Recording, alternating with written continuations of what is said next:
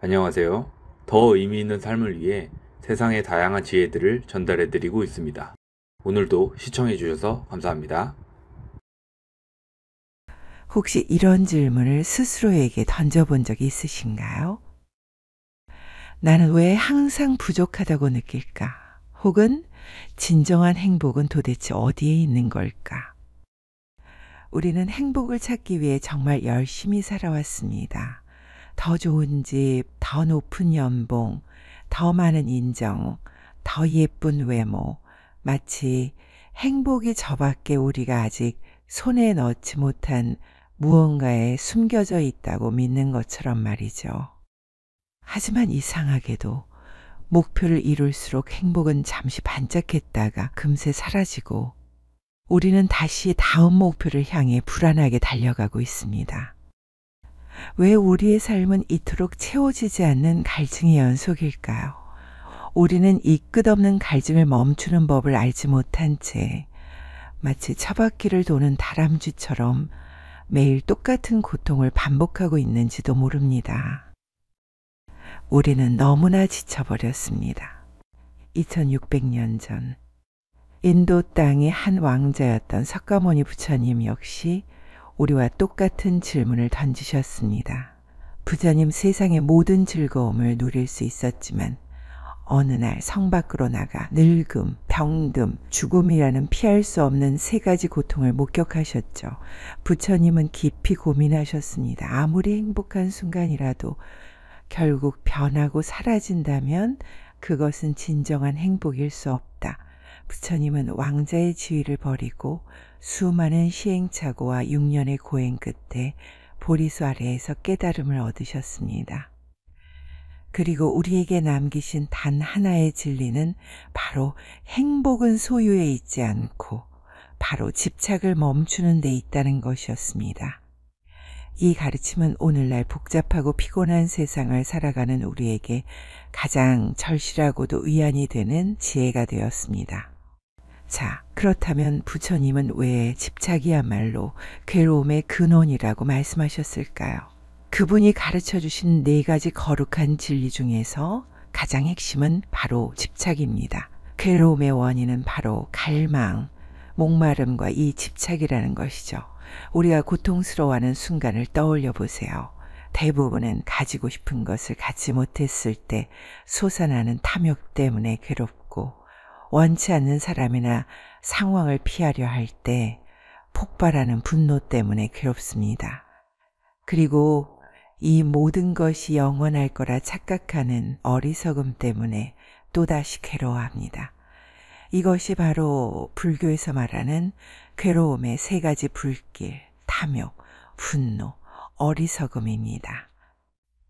이 세 가지 불길이 왜 우리를 그토록 고통스럽게 하는지를 보여주는 이야기가 있습니다.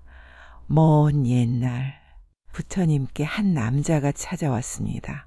그는 끊임없이 돈을 벌고 재산을 늘리고 명예를 얻었지만 여전히 만족하지 못하고 고통스러워했습니다. 부처님께서는 그에게 이렇게 물으셨죠. 여행을 하는 사람이 목이 말라 바닷물을 마시면 갈증이 해소되더냐? 남자는 답했습니다. 아닙니다, 스승님. 오히려 갈증이 더 심해질 뿐입니다. 부처님은 미소 지으며 말씀하셨습니다. 바로 그것이다. 욕망이라는 것도 이 바닷물과 같으니라. 채우면 채울수록 갈증은 더욱 깊어지고 결국 목마름 때문에 괴롭게 되느니라. 이 일화가 주는 깨달음은 명확합니다. 우리는 없는 것을 채우려 했기 때문에 괴로웠던 것이 아니라 욕망이라는 바닷물을 계속 마셨기 때문에 괴로웠던 것입니다. 진정한 행복은 더 많이 마시는 데 있는 것이 아니라 그 바닷물을 마시는 행위를 멈추는 데 있는 것입니다. 우리는 이 세상의 모든 것이 끊임없이 변함, 즉 덧없음이라는 사실을 머리로는 분명히 알고 있습니다. 사랑하는 사람과의 관계도, 내가 가진 재산도, 심지어 우리의 건강이나 기분마저도 시시각각 변하고 사라집니다. 그런데도 우리의 마음은 변하는 세상 속에서 변하지 않는 나, 영원히 내 것인 무언가를 붙잡으려 안간힘을 씁니다. 우리는 행복은 영원해야 한다고 착각하며 집착하는 순간 필연적으로 변해가는 현실 앞에서 괴로울 수밖에 없는 존재가 되는 것입니다.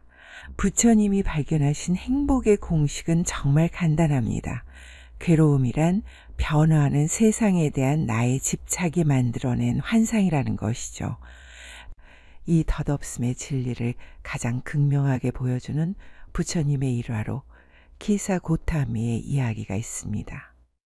이 여인은 어린 아들을 잃고 너무나 큰 충격과 슬픔에 빠진 나머지 죽은 아들을 안고 온 마을을 돌아다니며 아들을 살릴 약을 구했습니다. 사람들은 모두 그녀를 미쳤다고 했지만 그녀는 절규했죠. 마침내 부처님을 찾아가자 부처님은 자비로운 눈빛으로 말씀하셨습니다. 좋다, 내가 약을 줄 터이니 이 마을에서 단 한 번도 죽음이 찾아오지 않은 집에서 겨자씨 한 줌을 얻어오너라. 키사고타미는 희망을 품고 온 마을을 헤매었습니다. 하지만 어떤 집도 죽음을 피한 집은 없었습니다. 모든 집이 누군가를 잃은 슬픔을 간직하고 있었죠. 이 여인은 그제야 깨달았습니다. 태어난 것은 반드시 죽는다는 이 우주의 보편적인 법칙을 말입니다. 그녀는 비로소 아들을 내려놓고 평안을 찾았습니다. 부처님은 키사고타미에게 특별한 마법을 준 것이 아닙니다. 단지 변하지 않는 것에 집착하는 마음이 얼마나 헛된지를 깨닫게 함으로써 그녀를 괴로움에서 해방시켜 주신 것입니다. 이처럼 내 것이 영원히 유지되어야 한다는 집착을 내려놓는 순간 이것들을 잃을 것에 대한 두려움 역시 마술처럼 사라집니다. 이것이 바로 우리가 배워야 할 내려놓음의 지혜입니다.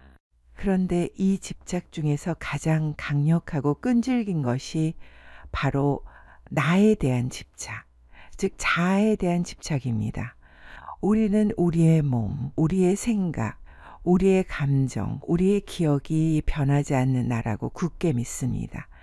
이 세상이 끊임없이 변한다는 사실을 깨닫는 것보다 나라는 존재 자체가 고정된 실체가 아니라는 것을 깨닫는 것이 훨씬 더 어렵습니다. 하지만 부처님은 모든 것이 조건에 의해 생겨남이며 영원히 고정된 실체로서의 변하지 않는 나는 없다고 가르치셨습니다. 이 변하지 않는 나는 없음의 개념을 쉽게 이해하기 위해 수레의 비유를 들어보겠습니다. 부처님의 제자였던 나가세나 존자와 밀린다 왕의 대화에 나오는 밀린다 왕이 나가세나 존자에게 묻습니다. 존자요, 당신의 이름은 나가세나이지만 나가세나라는 것은 무엇을 말하는 것입니까? 당신의 몸입니까? 머리카락입니까? 아니면 당신의 마음입니까? 나가세나 존자는 왕에게 되묻습니다. 대왕이시여, 대왕께서 방금 타고 오신 수레를 보십시오. 바퀴가 수레입니까? 굴대가 수레입니까? 이 모든 부품을 다 합친 것이 과연 수레입니까? 왕은 답할 수 없었습니다. 존자여, 수레란 바퀴, 굴대, 멍에 등 여러 부품들이 모여서 임시로 붙인 이름일 뿐 그 자체로 고정된 실체는 아닙니다. 그러자 나가세나 존자가 미소 지으며 말씀하셨습니다. 바로 그렇습니다. 대왕이시여, 나가세나라는 이름도 이 몸, 느낌, 생각, 의도, 의식이라는 5가지 요소가 임시적으로 모여있는 것에 붙인 이름일 뿐 영원히 고정된 나가세나라는 실체는 없습니다. 이 비유가 우리에게 주는 깨달음은 명확합니다. 우리의 나라는 존재도 끊임없이 변하고 사라지는 요소들이 잠시 모여서 이루어진 수레와 같습니다. 나가 영원히 존재해야 한다는 집착이 바로 모든 괴로움의 원천입니다. 변하지 않는 나는 없음을 깨닫고 집착을 내려놓는 순간 우리는 잃을 것도 지켜야 할 것도 없는 완전한 자유를 얻게 됩니다. 자, 그렇다면 이 고통의 굴레를 끊고 진정한 행복, 즉 고통이 사라진 평화는 어떻게 얻을 수 있을까요? 부처님은 집착을 사라짐시키고 그 길을 닦아야 한다고 가르치셨습니다. 여기서 말하는 열반은 우리가 흔히 생각하는 천국이나 극락이 아닙니다. 열반은 글자 그대로 불이 꺼진 상태, 즉 탐욕, 분노, 어리석음이라는 세 가지 불길이 완전히 꺼져버린 상태를 의미합니다. 갈망이 사라지면 괴로움도 사라집니다. 이것이야말로 궁극적인 행복이죠.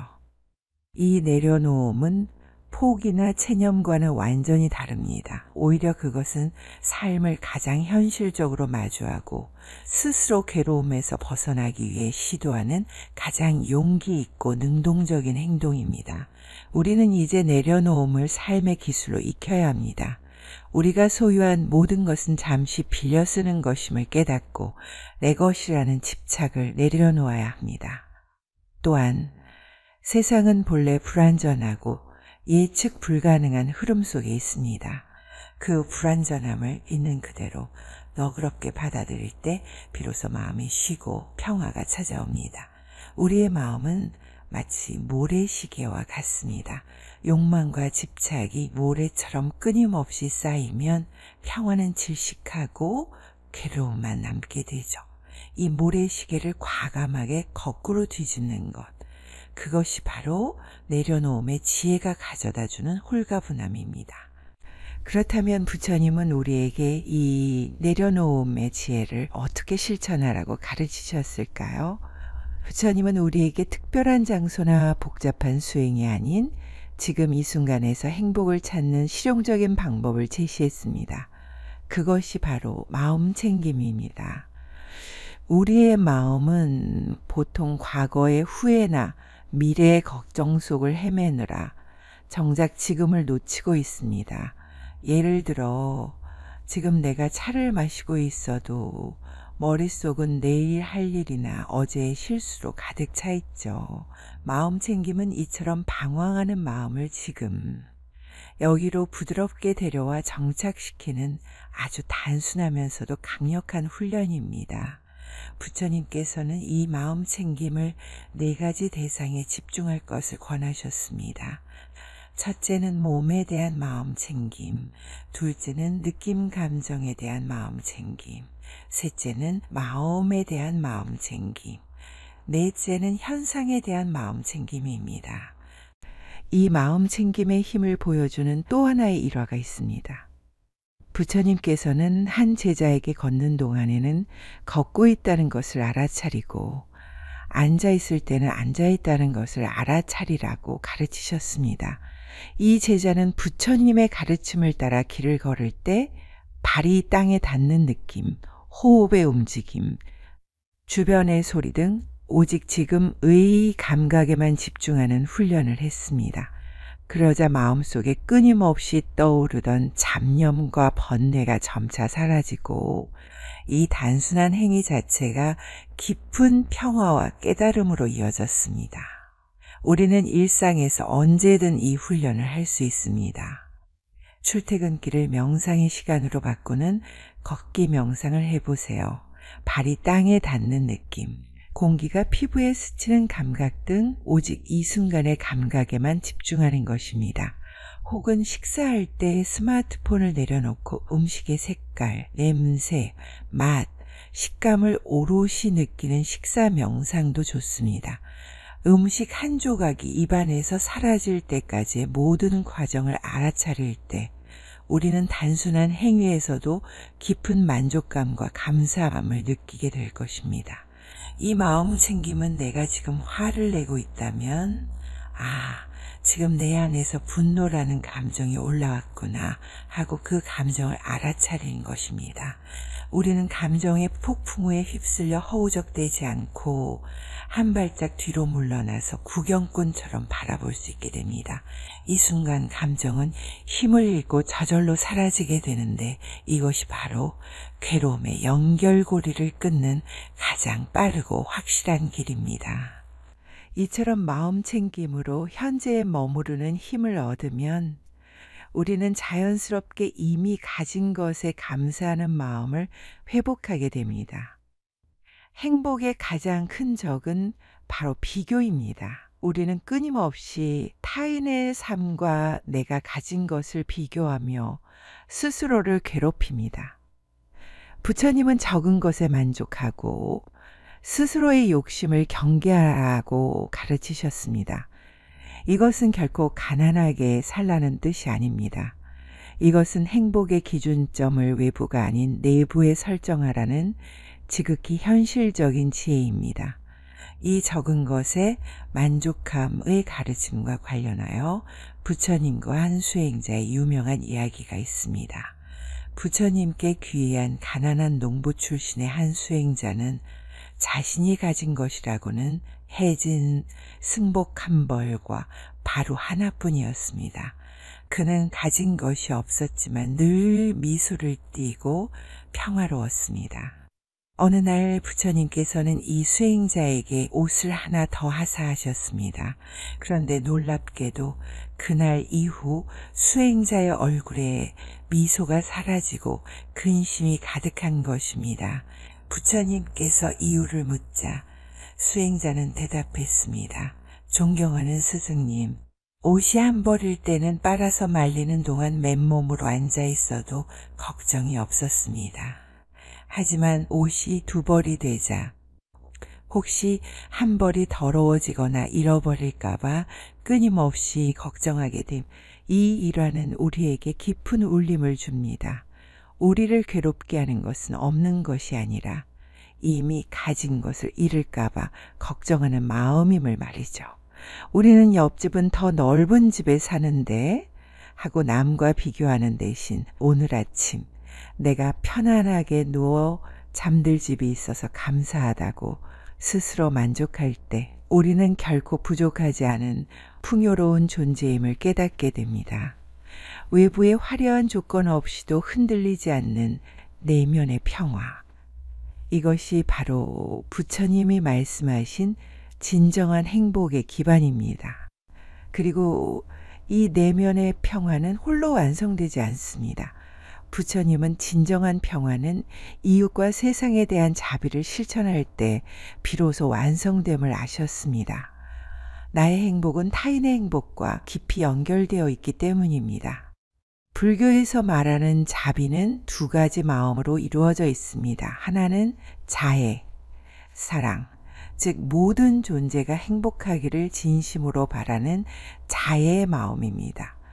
다른 하나는 연민, 불쌍히 여김, 모든 존재의 괴로움이 사라지기를 바라는 연민의 마음입니다. 이 자비의 가르침을 통해 가장 극적인 변화를 보인 사람이 바로 살인자 앙굴리말라의 일화입니다. 앙굴리말라는 10손가락마다 사람의 손가락을 잘라 목걸이를 만들었던 잔혹한 살인자였습니다. 그가 마지막 10번째 손가락을 얻기 위해 부처님을 쫓아갔습니다.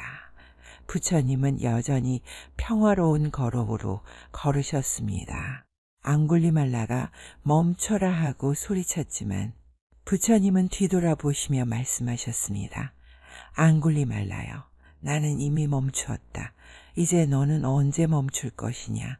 앙굴리말라는 평생을 고통과 폭력 속에서 달려왔지만 부처님의 평온하고 흔들림 없는 자비심 앞에서는 속수무책이었습니다. 부처님은 그를 비난하거나 벌주지 않고 오직 연민으로 그의 고통, 분노와 살생의 업을 알아주셨습니다. 이 자비의 힘이 앙굴리말라의 마음속 깊은 곳에 남아있던 선한 씨앗을 깨웠고 그는 결국 회개하고 부처님의 제자가 되었습니다. 이 일화는 우리에게 가르쳐줍니다. 가장 강력한 행복의 힘은 바로 용서와 자비에 있다는 것을요. 힘들어하는 동료에게 따뜻한 눈길 한 번, 응원의 말 한마디를 건네는 아주 작은 행동 자체가 당신의 마음에 큰 행복의 씨앗을 심습니다. 내가 베푸는 행위에서 느끼는 기쁨이야말로 결과에 집착하지 않아 다시 괴로움이 되지 않는 가장 순수하고 영원한 행복입니다. 우리는 마치 거미줄처럼 연결된 세상 속에서 살아가고 있습니다. 내가 진심으로 남을 행복하게 하려고 노력할 때 그 행복의 파동은 결국 나에게 돌아와 나의 평화를 더욱 공고히 하는 것입니다. 우리는 이제 스스로에게 물어봐야 합니다. 내가 행복하지 않은 이유는 무엇인가? 그 답은 언제나 내가 덧없는 것을 붙잡고 있기 때문이다로 귀결될 것입니다. 행복은 외부의 상황이 아닙니다. 행복은 바로 당신의 지금, 이 순간의 마음가짐에 달려 있습니다.